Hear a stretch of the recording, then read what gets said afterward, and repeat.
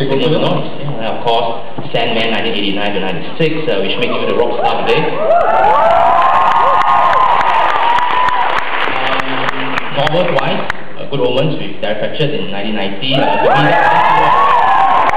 My story about that is that I lent it to a girl and never got it back. But that's actually what's happened. The reason why we've sold so many copies of Good Omens over the years is when you start to talk to people who actually bought and loved Good Omens, they've all bought fine. They bought a copy and somebody borrowed it and they can give it back. And the way that I always know this has happened because every now and then you'll get real fans in signing lines and they'll bring out their Good Omens and it will be beautiful and pristine. And I'll say, so, who stole your other one then?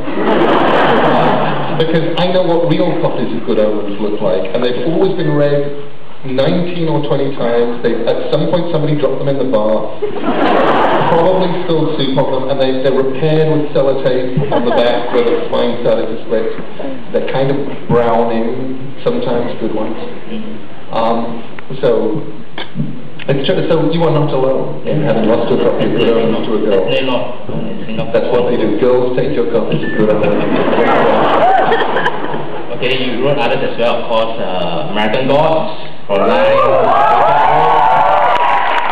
Okay, I said I'll just ask a few questions and I'll throw it to the floor.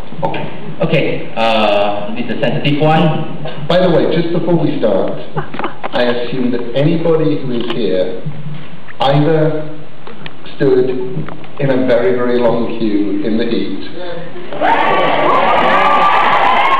or possibly persuaded somebody to stand in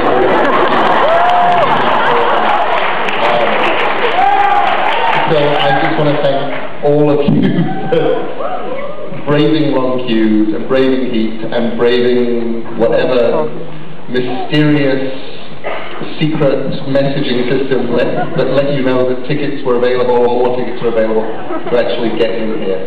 Thank you all for doing it.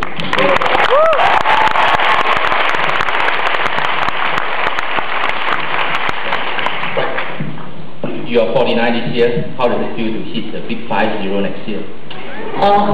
Really odd. Really odd.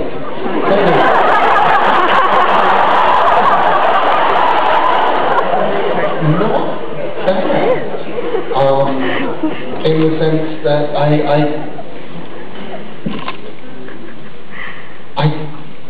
have this really cool life in which I've actually somehow, there was this wonderful feeling fairly recently when I looked around and suddenly went, you know, I've done all this stuff I set out to do.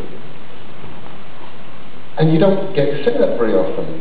And, you know, you talk to people about their lives, a lot of people say, well, you know, life would have been so great if only this had happened or if only that had happened. And I go, there were all these things I wanted to do. And I've pretty much done them all. And I've done them all on a level on which, and sort of personal things and work things, to the point where if tomorrow the plane I was in went down, it probably won't happen, but I'm saying if it does go down, it's not going to go down with me going, oh my God. I remember the last time I was really scared of a plane going down.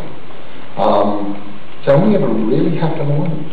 It was 1988. They turned up the volume on the mic, so I'm just going to put it back in the thing. It was 1988, and Dave McKean had given me, I'd written maybe the first 3 episodes of Sandman, was working on Black Orchid with Dave McKean. He'd given me the first half of Black Orchid to take to America. He couldn't afford to have every page scanned. These big colour paintings by Dave. And as soon as it was done, he was going to start working on Arkham Asylum. And I just remember being on this plane, carrying 100 pages of Dave McKean art with me. going, you know, if this plane goes down, nobody's ever going to see Black Orchid. Black Orchid will never be printed. Dave is never going to go back and paint these 100 pages again. And this Sandman thing I started, they very unlikely just print the first three episodes of this thing with this guy then died. But this is really cool and this is really good. I hope this plane doesn't go down. And I spent the entire flight from England to America working very hard to keep that plane afloat. If the plane goes down tomorrow, I'm in great shape. I'm not going to go down.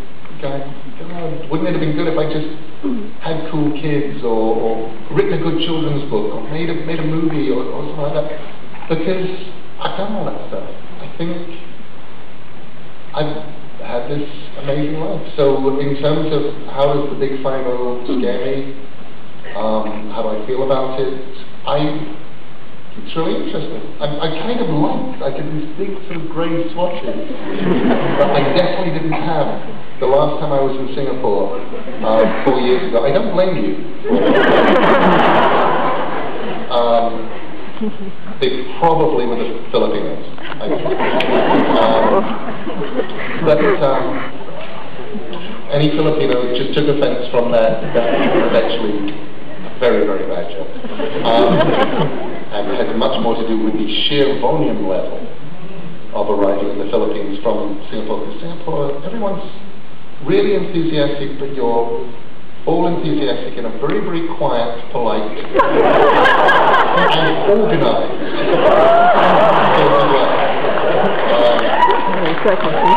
And then, you know, last time I went from here to Manila and found myself discovering just how much noise 3,000 Filipinos can make when they put their minds into it. And they are louder than the Brazilians, and I didn't believe anybody was louder than Brazilians.